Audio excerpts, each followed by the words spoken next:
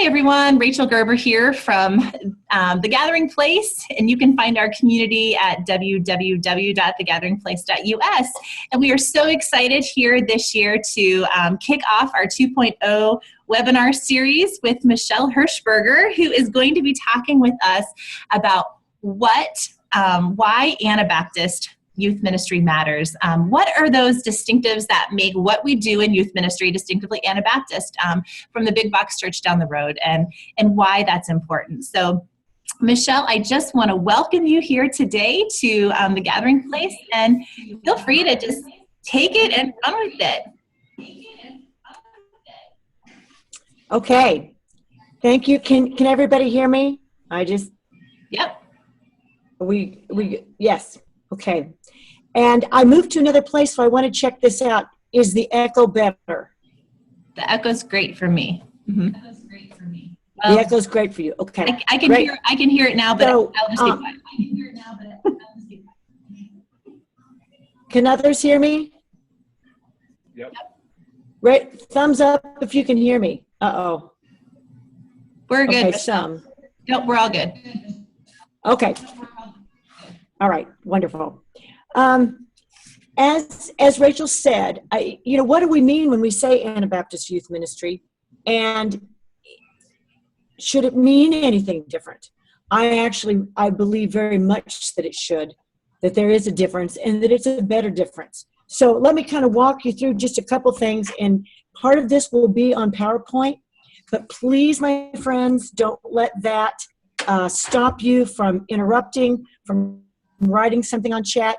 We can talk about different things. I have 7 things that I call different kind of Bible, different kind of Jesus, different kind of this and this and this, which maybe looks a little bit different than we know that Stuart Murray has talked about 7 distinctives. And by distinctives, I need something that maybe other theological streams also do, but we do more intentionally, or we do more emphatically. That's what I mean by distinctives. I have chosen the word different because a lot of times I'm trying to talk about these differences with high schoolers and with first and second year college students. And I think sometimes it's easy, if we contrast it with something else, it's easier to start to understand who we are. But that might not be the end all of how we define who we are. We don't want to just always be comparing ourselves, but that's where we're going to start today. I also just want to say that they're behind me. I have some of my Exploring Ministry students who have joined us as well. So let me kind of get started. If there isn't any difference, maybe we just need to close up shop. Mm-hmm. It's maybe that important. Different. And why Anabaptist? A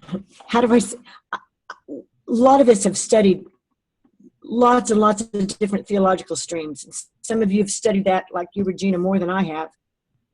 And I think the more I study, the more I think that some of these Anabaptist distinctives are a true gift to the ecumenical world. And I want to be humble, but I also want to state that if I didn't think that this was the best theological system, I would go to what I think is the best theological system, right? I would go somewhere, I would become another kind of Christian. Many of my students say, oh, well, we're all just the same anyway. We all have different biases. And that's just, so I'm going to embrace my bias today as an Anabaptist and tell you how I think Anabaptist youth ministry is different. We're going to go to the first difference, and that's a different kind of Bible. The reason we start with the Bible is because I think that difference influences everything else about what we do in Anabaptist youth ministry. Rachel, if you can go to the PowerPoint that says different kind of Bible, and while she's working on that, I'll kind of get that started. 85% of all Christians do not view the Bible the way Anabaptists do.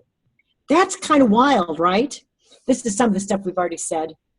And about 15% of us, but I think more and more all the time, are claiming what I call Christocentric or Christ-centered hermeneutics.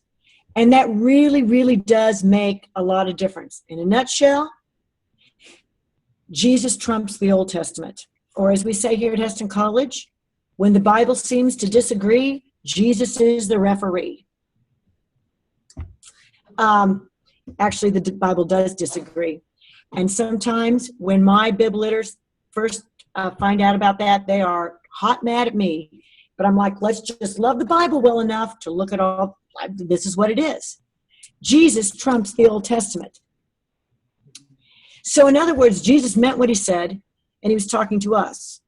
And that helps us become a different kind of youth ministry, because that is the foundation for seeing Jesus differently, seeing the church differently, seeing who we are as followers of Christ differently. The ethics of the Old Testament sometimes, not all the time, sometimes contradict the ethics of the New Testament.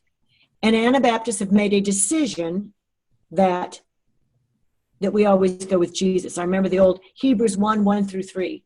Long ago, God spoke to our ancestors in many and various ways through the prophets. But now God has spoken to us through a Son. And he is the exact imprint of God. Jesus uses Christ-centered hermeneutics. You have heard that it was said, but I say to you. That helps form our biblical foundation for things like nonviolence and peacemaking. The other thing that I think that we do a little bit more than some others is I think that we see God as being very active in the world. That in other words, I think Anabaptists, see Jesus as the Word a little bit more than the Bible is the Word. Am I gonna get fried at the stake for that one? Let me take a moment for you to think about how that might make a typical Anabaptist youth ministry different. Take a moment in silence, write some things on chat, and we'll talk about them. Go. How are you guys? You guys are seeing it from there? You guys are good? Here we go.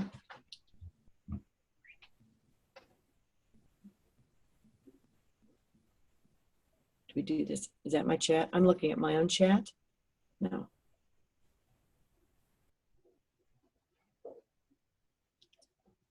Rachel, do we have anything?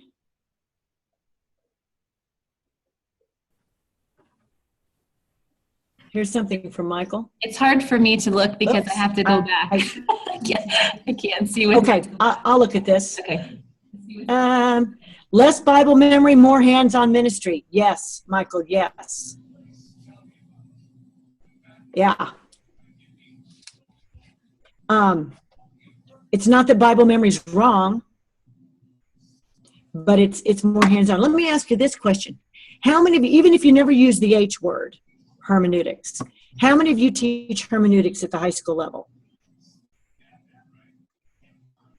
Oh, that's right. I can't see hands being raised. Just say, yeah, just, you can put that down in chat. Relational ministry becomes a focus. Yes. Yes.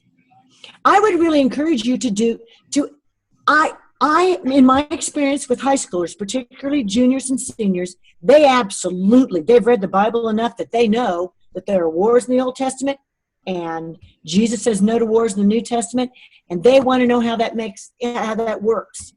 How can we say the Bible is completely and totally inspired, but when there's disagreements, we go with Jesus, right? Any other ways you can think of that makes, because of this Bible difference, we do youth ministry difference. We want them to be spiritual. I'm getting my glasses on. Yeah, we do want them to be spiritual self-feeders.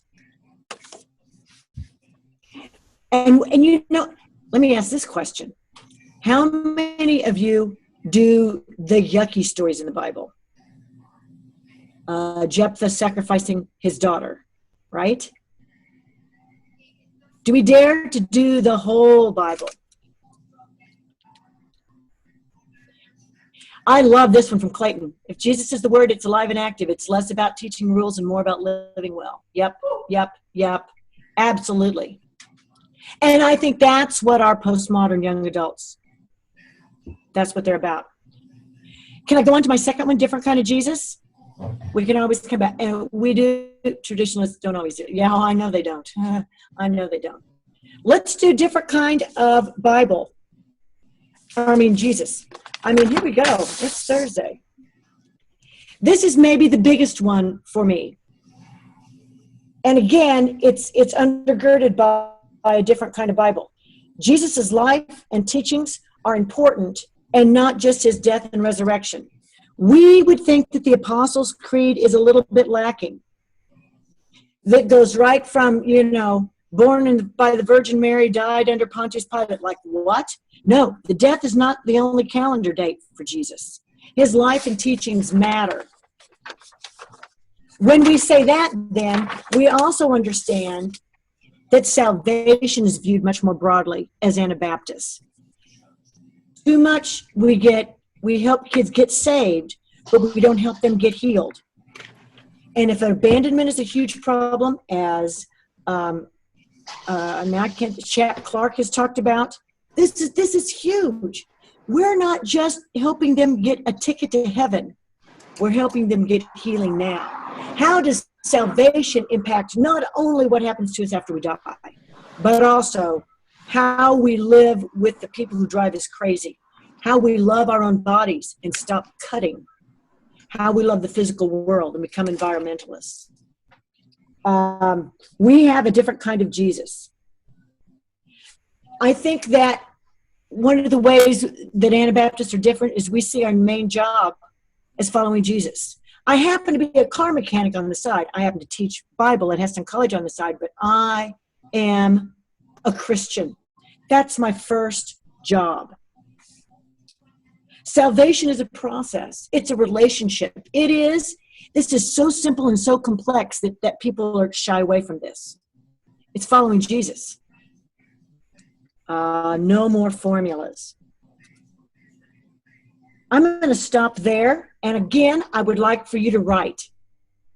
What do you think? If we have that kind of a Jesus as Anabaptists, then how do we do youth ministry differently?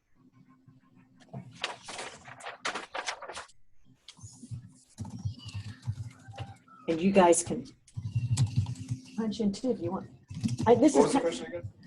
How do we do youth ministry differently if we have a different kind of Jesus than most of the world?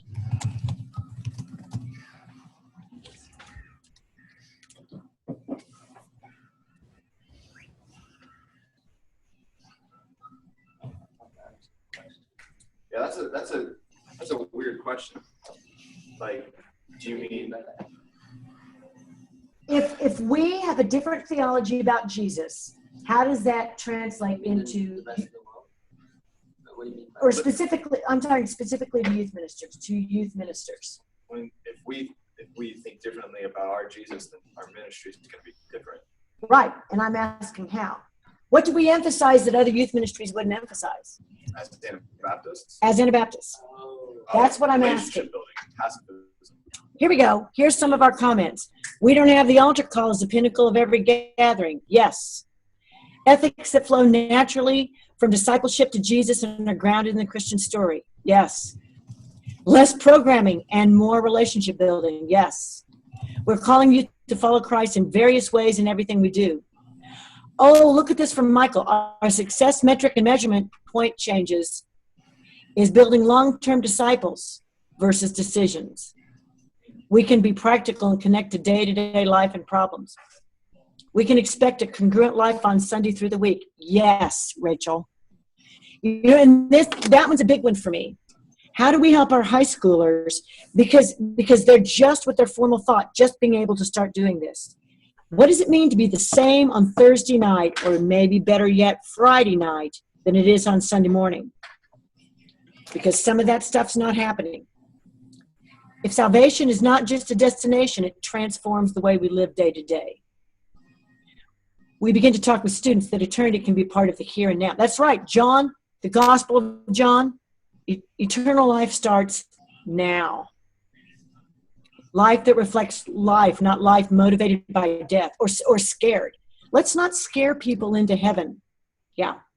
And so I remember the time that this really clicked with me as a young youth minister in Oregon. I was never in Ohio. Because I think this psychological thing we call abandonment that Chap Clark talks about has been happening for at least a generation. But too much in my church, we were just talking about getting people saved. My stars, you were a junior in high school and suddenly you had to be baptized.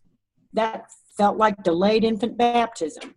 What does it mean to talk about a Jesus who cares about you and your problem of hating your body? How is that? And if we look at the life and teachings of Jesus, he's helping people who are social outcasts, who are feeling abandoned. Thank you. Wow. This is good stuff. For time's sake, I want to get through 7. This is great stuff. Here we go. Let's take the third one. After different kind of, I've lost my place. Different kind of church. Let's do it. Anabaptists view church in a different way than other denominations, other spirituality streams. For us, salvation is connected to becoming a part of the people of God. How many of you have high schoolers who want to get baptized, but they don't want to become a part of the church? Is that an issue? We should probably talk about that. While other theological streams do this, we emphasize more discerning truth together.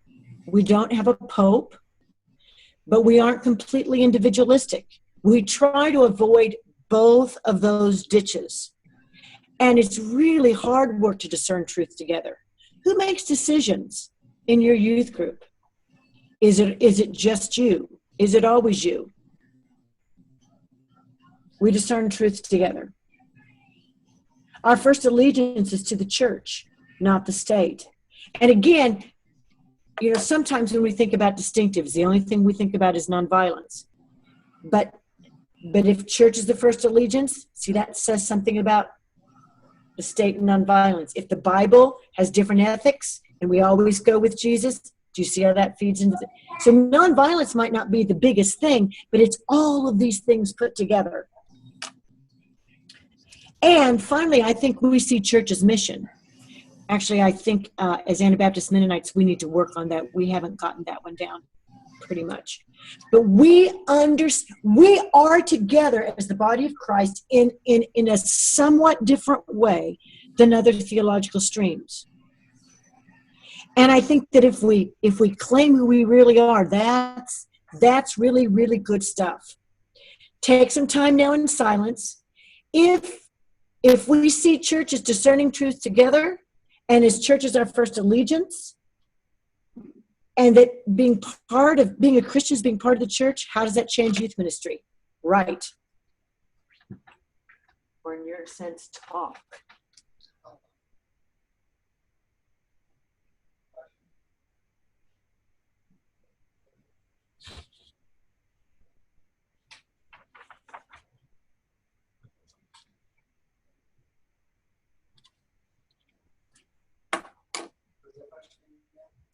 The question: how do we do youth ministry if we have a different vision of what church is?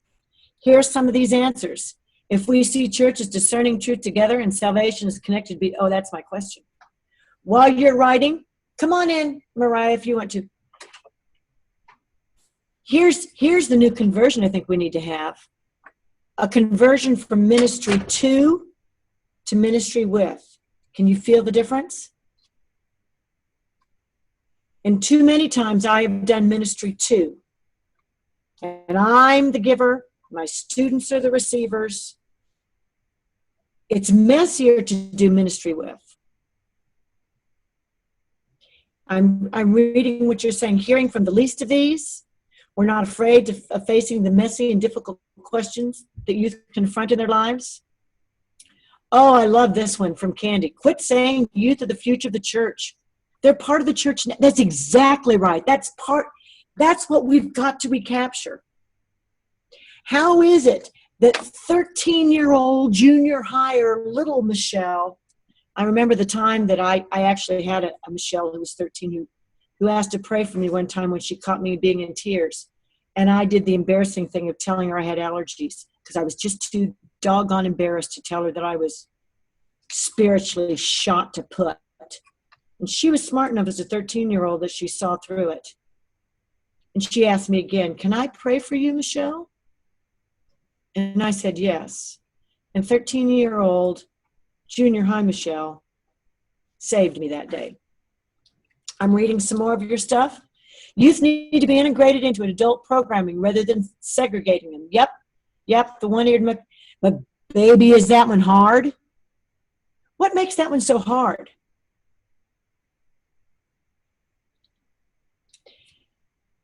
Our adults and our youth sponsors need to get that conversion from ministry to ministry with. Intergenerational Sunday school is never going to work until our adults get it out of their head that they're the experts. Older members of the congregation share their faith stories with the youth and have conversations together. Yes. Do we? Yes. Say something, Noah. Part of the Sunday school having youth in there, I think it's a two-way street. Adults need to realize that youth have something to say, but youth need to be given a place and they need to be given support to say something. Yeah. They need to be given the freedom to say, hey, you have your own faith walk. Let us know what you're thinking. Yeah. Otherwise, it's not good.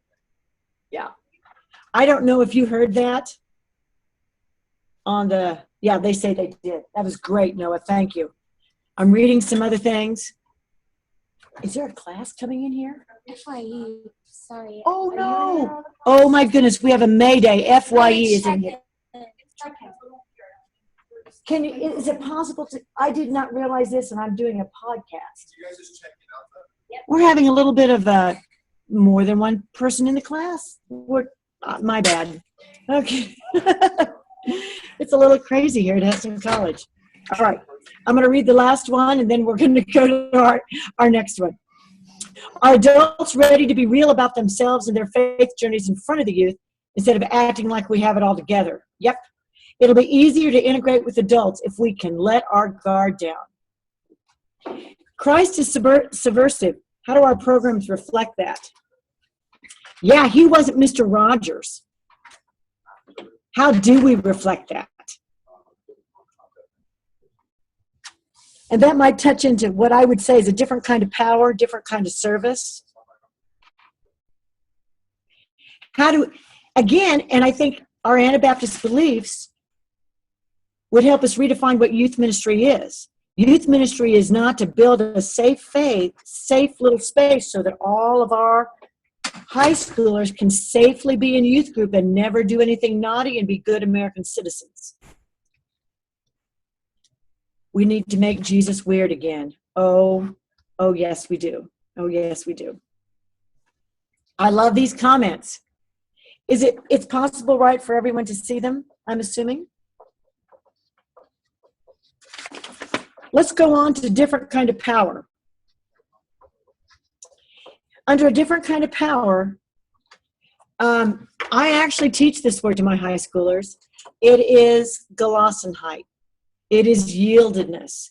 Thank you for saying it. It is, how do we see, or Greg Boyd would call it, power under. Not power over, not coercive power, but power under. And I went ahead and made this a different distinctive than just nonviolence or enemy love, because I think it involves something greater and grander than that. How do we do leadership differently?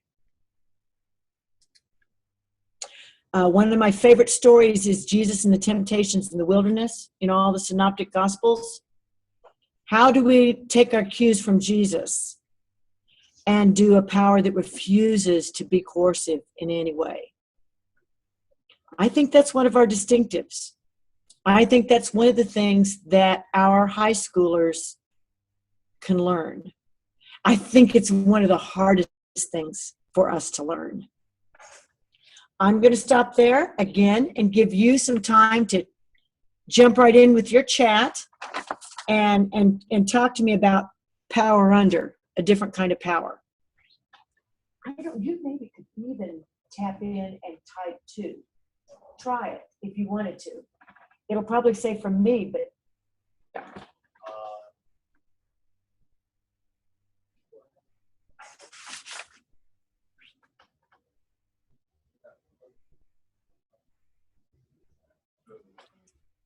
It's just a mirror. okay. No, so it won't then. The only way to do it would be walk over there. Yeah, but yeah.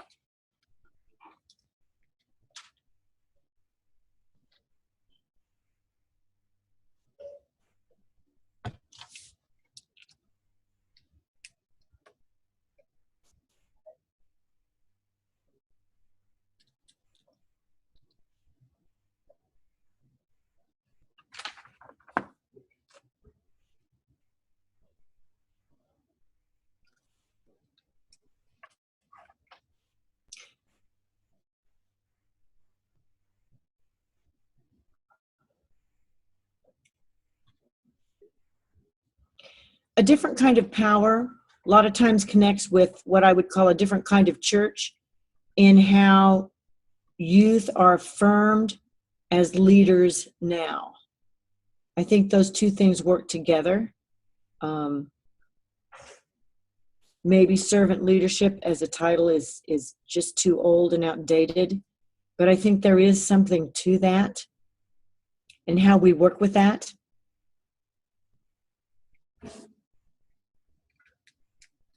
I'm reading some of your comments. Here we go. I've had some interesting experiences in empowering the youth to brainstorm and give input on how they want to grow spiritually through the year. Their having power makes them more receptive and engaged. Yes. We believe that our youth have something to say, give, and offer, and we release our own power to give them the space to explore their leadership. In what ways can we model this for our youth in church decision-making business meetings? I can't get them to come to business meetings, as well as incorporate it into the life of our youth group. Trusting our youth to lead us. Anybody want to play devil's advocate about you've tried this and the leading got kind of messy? I think it's worth the mess. I think that's part of the way we are authentic. If you're going to come up here, we have some more comments coming in. I think it's not good enough for the church to simply put a youth in a position of leadership and say, do it. I think there needs to be growth and guidance and say, this is how you can be a leader. This is how we want you to work in the church. That way they learn and they are a part of what's going on instead of just sitting back and listening. Yeah. That was Noah Yoder, first-year student here from Virginia. Yeah, and I agree.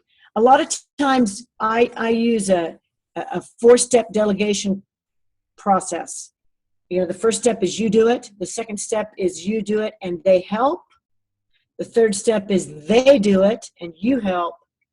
And the fourth step is they do it. And sometimes we only work at steps 2 and 3. But we must avoid both ditches of, here you go, plan the youth Sunday, or I'm going to do everything. In response to Regina, I bribed them to come to congregational things. Good, Clayton. Bribing is always good. Having few teacher-student learning moments and more learning happenings from student to student. Yes. Yes. I think things like prayer stations, more interactive things, food bribes. You've got to go, I know. I know there's a little input. There's a book I read. I think it's called Revolution. And it's about teenage revolution against society's low expectations. So it's about incorporating the youth to have more responsibility in our society because we don't give them enough responsibility in our lives. Ooh, I like it. Austin is recommending a book called Revolution. Revolution. Revolution. Oh, Reb. Rebelling. Rebelling. So it's Revolution. I'll have to get that book. It's a short read. Yeah. Okay, thanks. These are great suggestions. I have some more, but it's wonderful to kind of do this now. And part of, again, the overall goal here is to do practical theological reflection, to not just do what we do just because we've always done it that way, but intentionality in everything. Yeah, we do need to be careful that we don't have token youth, that's for sure.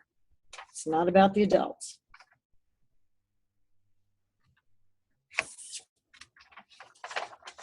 Okay, to move on to different kind of love. Let's do different kind of love. When I talk to people who are not Anabaptists, this usually after they talk about the Amish dress, which is crazy, they do have an awareness that we are pacifists, nonviolent, and that's usually what they want to talk about.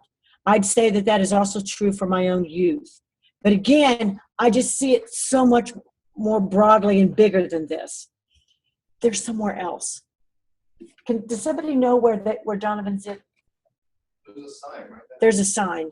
Yeah, help her out. Okay, different kind of love. I like to call this different kind of love enemy love, which is broader and better than just don't kill people. And I think for our youth to feel the integrity that I think that they want us to feel in our youth ministries, it has to go to this point, which is miraculous, which means transformation and conversion for us as well. What does it mean to move to an actual enemy love? We're going way beyond just doing them harm. I think for us to be true to our own Anabaptist theology, it can't be just not going to war, but it has to be working for social justice issues. How much do your youth know about Black Lives Matter? Are you going to go to any of their rallies?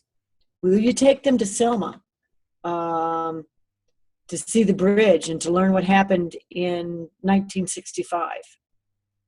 Do they understand many of our social issues? Have you met with people who work in immigration, who are recent immigrants? We have a different kind of love. And again, just to reiterate, a lot of this is based on the first two. If you can get your whole congregation to understand a different kind of Bible, one that gives Jesus and his words more authority than the rest of the Bible, and if you can understand that Jesus followed in all of life and not just a ticket to heaven, then a lot of these other things, oh yeah. Why? Ooh, yeah. Let me ask why. The question is, many of our congregations would push against us taking our students to support those kinds of things. I'm not terribly surprised, but can you say why? Oh, that pushes youth away, because youth care about what's going on, and if the church doesn't want them to experience it and to know what it means to be a Christian in those social issues, they're going to be turned away. I'm hoping you heard what Noah said, that that's a big turnoff for youth. Yeah. Yeah. So what do we do? I mean, what can we do? And is this where the subversive thing comes in? Is it that our adults don't understand Black Lives Matter? They've misunderstood it?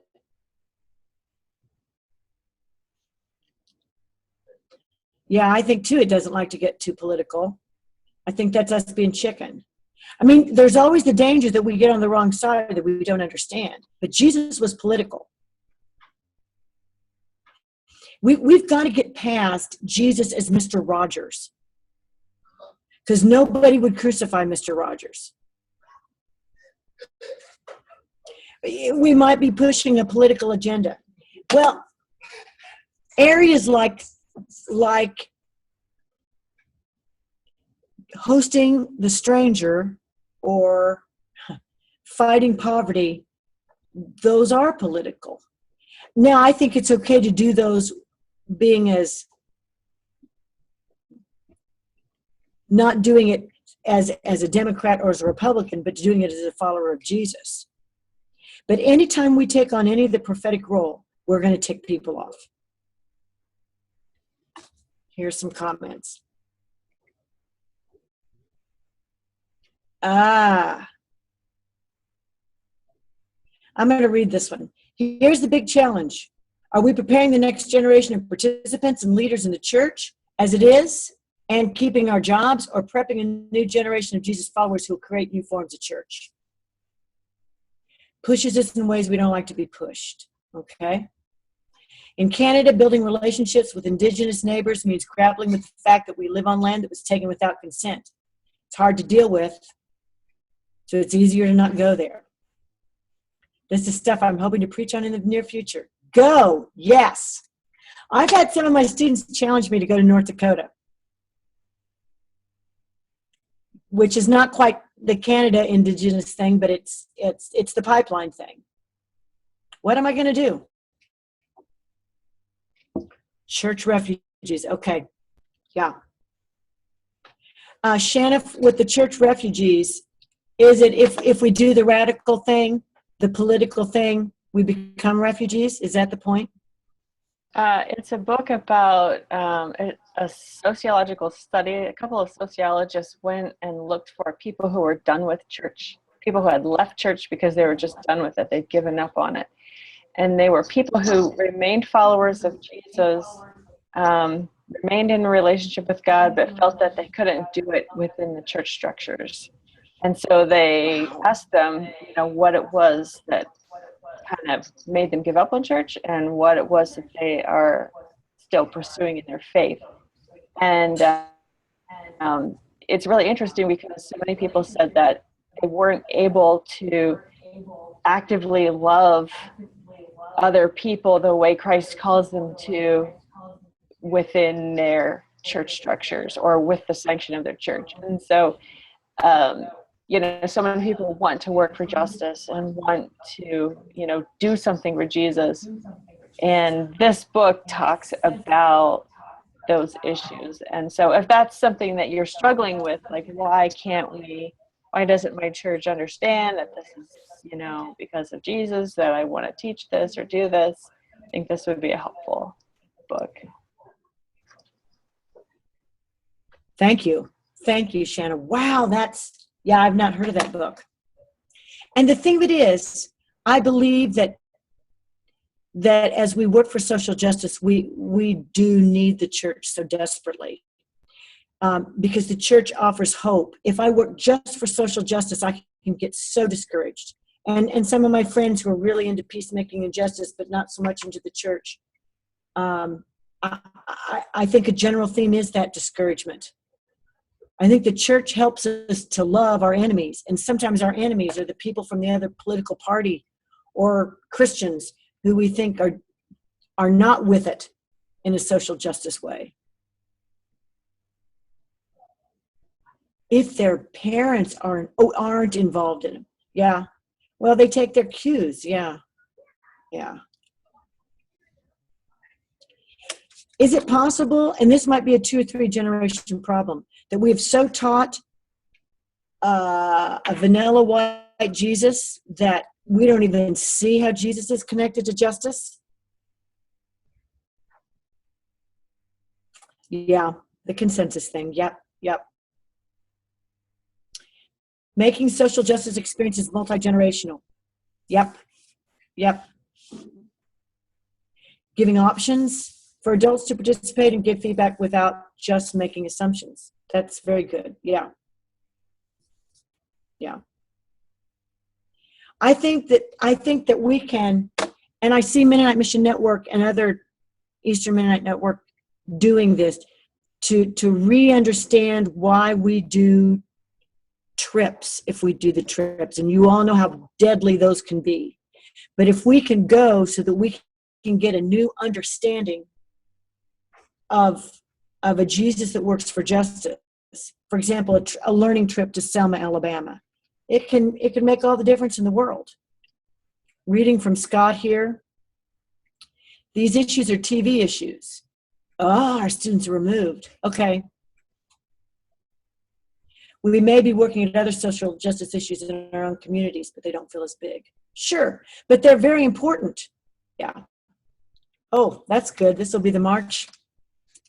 I'm telling you what, a mass shooting in Heston, Kansas brings this stuff home really close and fast.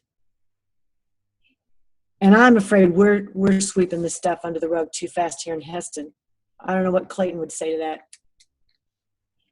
This stuff can happen anywhere. I didn't care so much about gun control until 4 people were shot in Heston.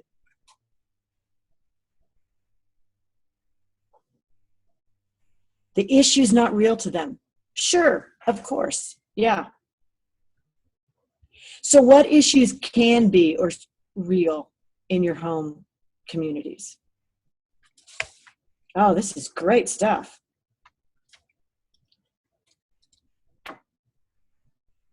I'm going to move us on to a different kind of service. Till 1. I made a big mistake. Okay, thanks. Yeah. Different kind of service.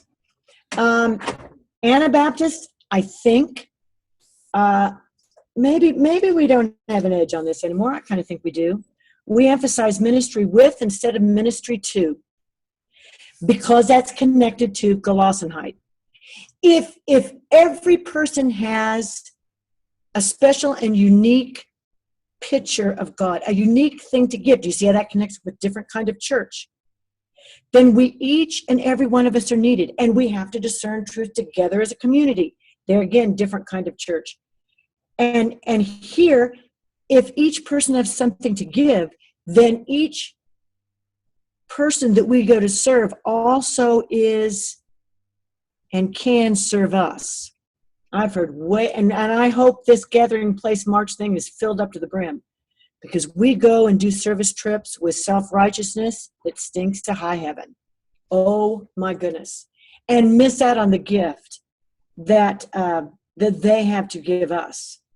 The other big piece that I hope is still a distinctive for us is our emphasis on simple living.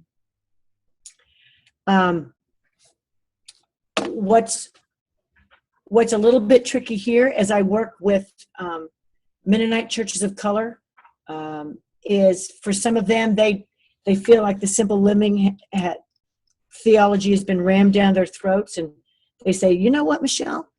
If you've been in generational poverty for a long time, we need to hear about a Jesus who provides for our every needs. And so I want to be sensitive to that as well. Let's take a minute. Tell me about maybe some things you're already doing that where service is done differently because you are an Anabaptist youth ministry.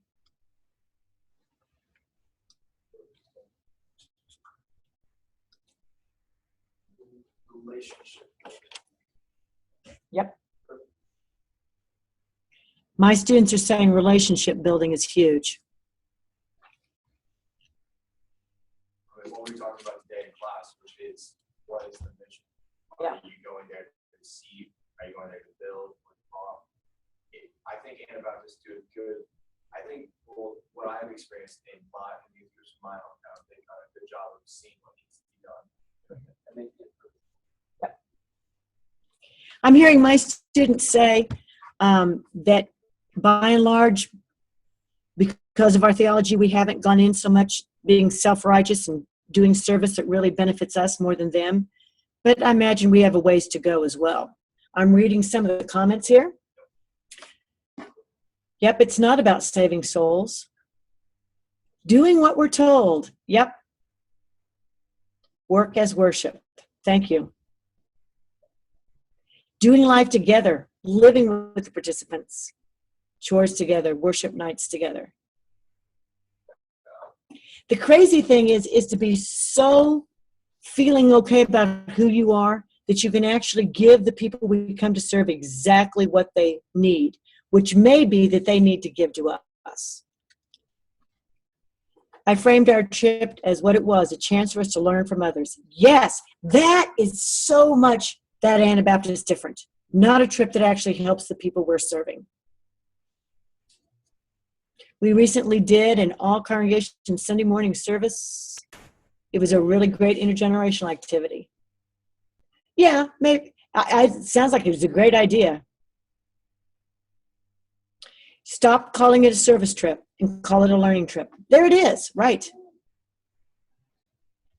And know that those ministries would survive without our help. Yeah. How can we see our community and what our community needs when we return? Yeah. How do we move from going on service trips to having a servant's heart every day? I mean, that's the goal. Yes, that's beautiful.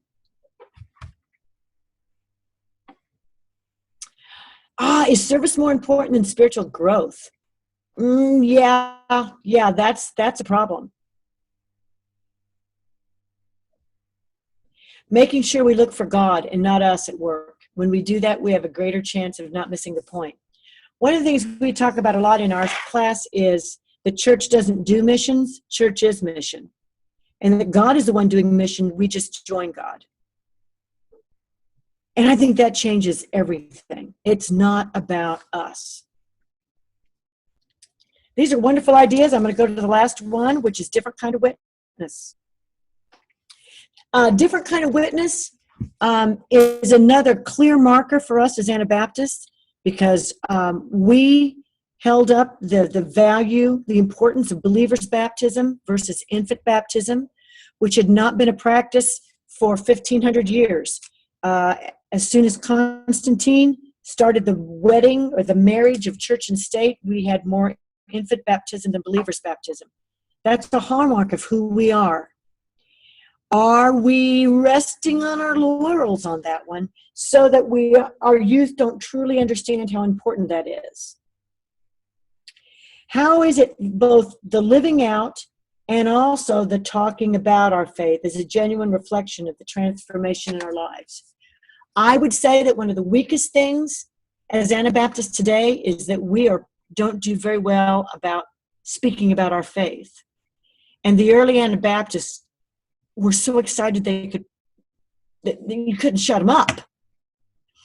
I have some theories as to why that is. I think we're maybe knee-jerking against evangelism gone wrong, or evangelism that espouses a non-biblical, too simple salvation. And again, there's that different kind of Jesus, where Jesus saves all of us in all of our lives, not just a ticket to heaven. But just because it's been done poorly in the past doesn't mean we can't do it right, right? Now, here comes the final question.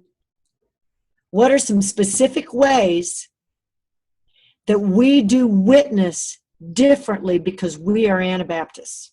Go.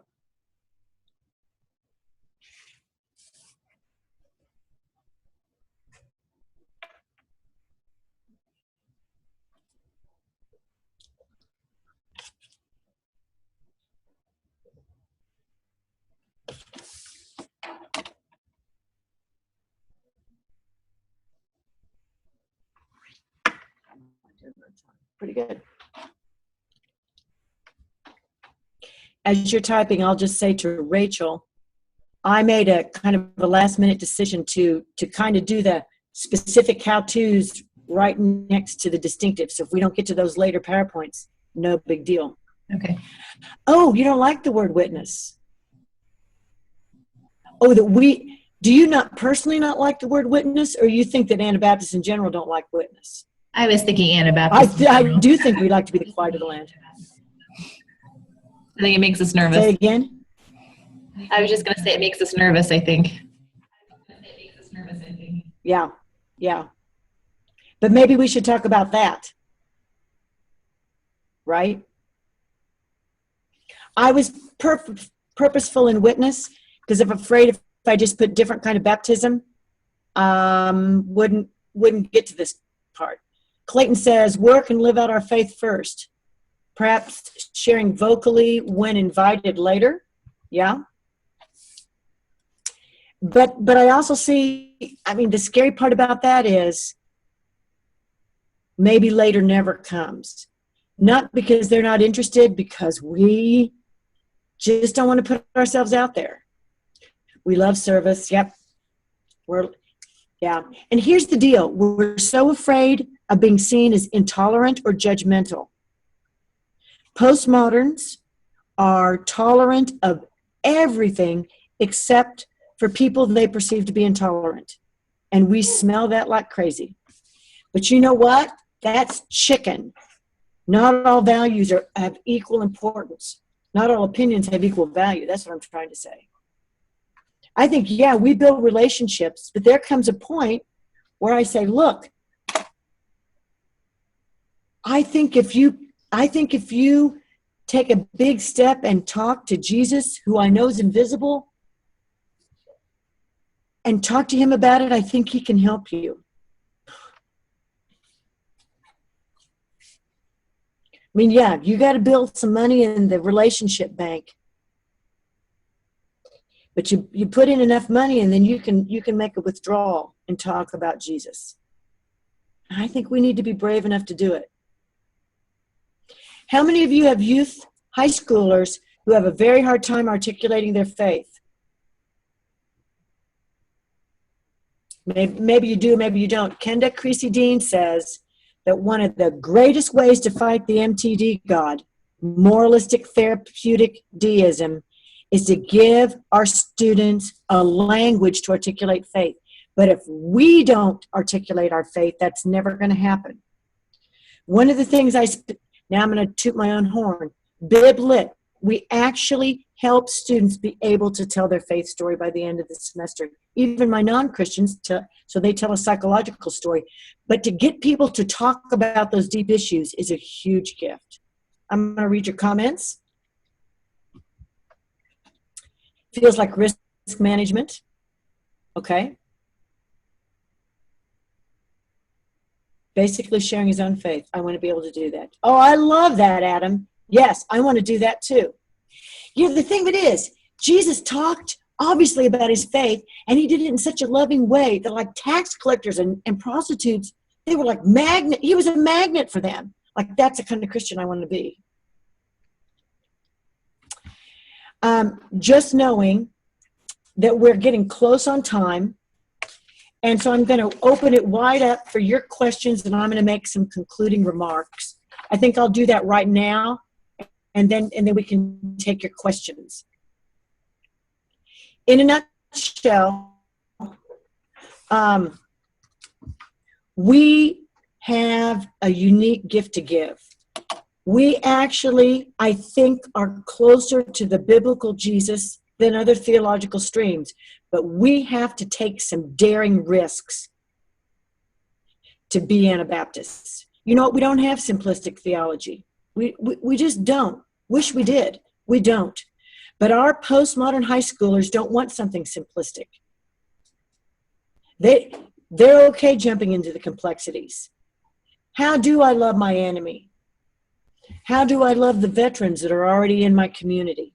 How do I love the youth members whose dads are military? We can, but I'm encouraging all of us as youth leaders to trust Jesus ourselves and jump into the mess. This is not the time to be chicken, and it's not the time to avoid the hard stuff. And maybe more than anything, that's what it means to be Anabaptist right now. And the good news is Jesus is with us. That's the good news. Be different. Because a lot of the other stuff out there in youth ministry isn't authentic and it isn't biblical. Your comments and questions. I'm going to stop.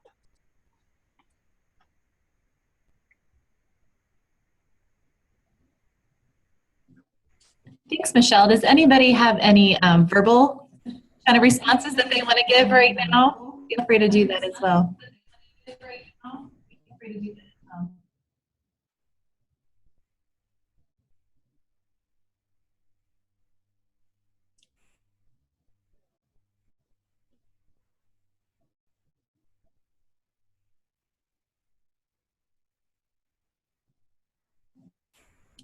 I do see a comment there from Krista about, Michele, do you have any resources to suggest related to faith language for youth?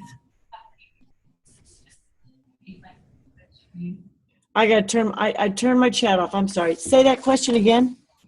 Oh, Krista I has got to get a, my chat back on. sure. I didn't hear that.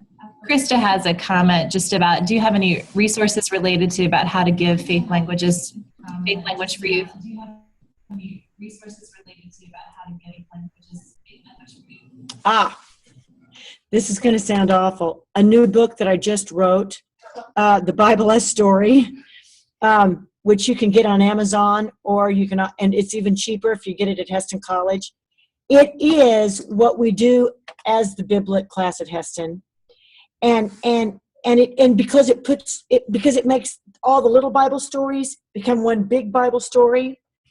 I think it does help in that way. And at the end, we have a person who actually has written out how their faith story connects with the Bible story, which we creatively call Heilsgeschichte. I think that's the only thing that I have. But even if you give them, so when we talk about sin, we talk about the 4 broken relationships. You don't have to define sin that way, but if you just have a way to make it more real for them. I work very hard when I work with high schoolers to give them other ways of saying it. So I'll say, give a 1-sentence definition of sin. Now say, in other words, and elaborate. And suddenly, they're really understanding sin. And then I'll say, okay, give me a metaphor of sin. So I take almost every theological concept, and we do a state it, elaborate it. I'll put this on an email if we run out of time. Give an example and make a metaphor. And then suddenly they're like, oh, so we do this in the class today on mission. Mission is like being a gardener. We cultivate the soil, but only God can give the rain and sun. Is that missional? That's totally missional. And I can remember gardener. So I give my students lots of metaphors that I think are theologically sound.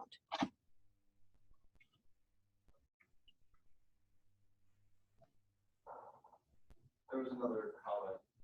There is another. Can you read it for me? Oh, how did my comments go? Oh, have you ever used Mennonites? Yes, I have. And I've evaluated curriculum, and I've thrown some curriculum out. But Mennonites is another way to.